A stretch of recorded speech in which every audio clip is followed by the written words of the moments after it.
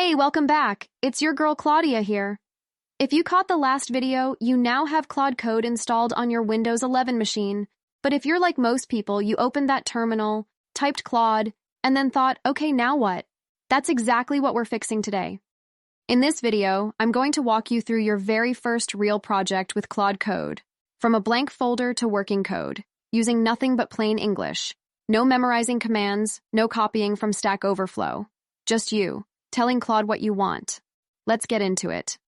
For this video, we're going to build something simple but actually useful. A to-do list app. It'll have a text input to add tasks, a list that shows your tasks, the ability to mark tasks as done, and a button to delete them. Now, I know a to-do app sounds basic, but that's the whole point. We want to see how Claude Code works, how it thinks, how it writes code, and how you review and approve changes. Once you understand that workflow, you can apply it to anything. First, let's create a folder for our project. I'm going to put mine on the desktop. Now open your terminal. I'm using Windows Terminal here, but Command Prompt or PowerShell work fine too.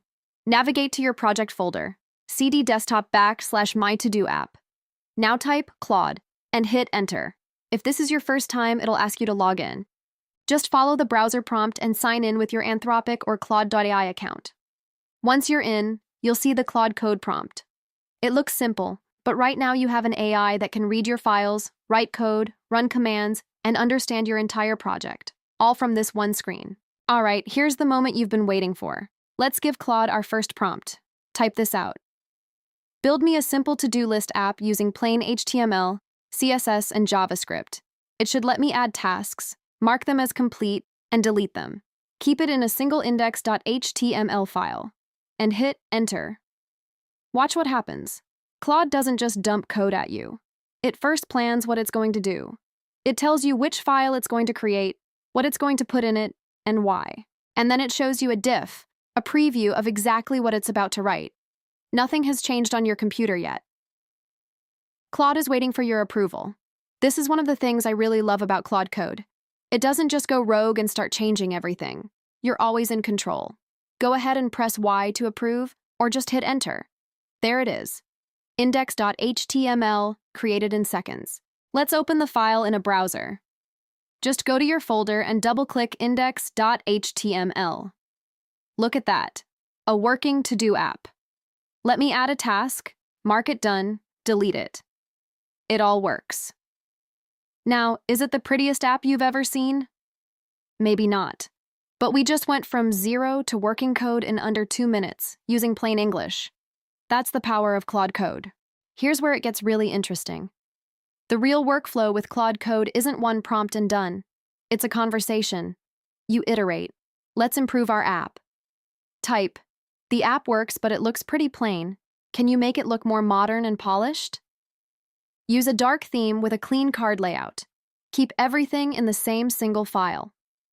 Again, Claude shows you exactly what it's changing before it touches anything.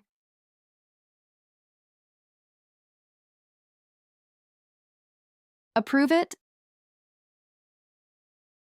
then refresh your browser. Nice. Much better. That's the back and forth rhythm you'll use every single time with Claude Code. Describe what you want, review the plan, and diff. Approve it. See the result. Ask for the next change. You're the director. Claude is your developer. Now let's say you approve a change and something looks off. Maybe the delete button is too close to the task text, or the font doesn't look right. This is normal. The first answer isn't always perfect. Just tell Claude exactly what's wrong. For example, the delete button is too close to the task text. Add some spacing between the task label and the delete button. Also make the completed tasks use a strike-through style. See how it only changes what you asked about? It's not rewriting everything from scratch. It makes a surgical fix, shows you the diff, and waits. This is why being specific about what's wrong gets you better results than just saying fix it or make it better. Let me give you the workflow to remember. Navigate to your project folder in the terminal.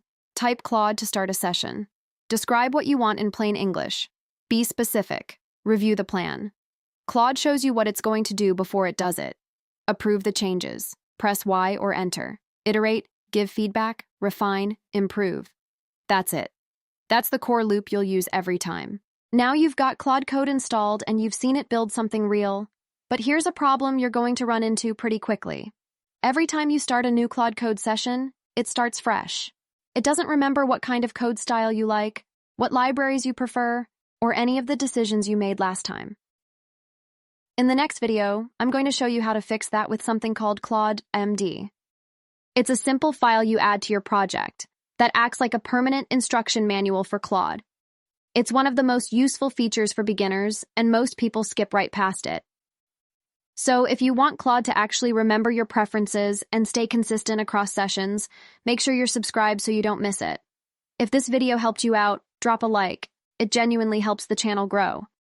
And if you have questions or ran into anything while following along, leave a comment below. I read them and I'll do my best to respond. See you in the next one.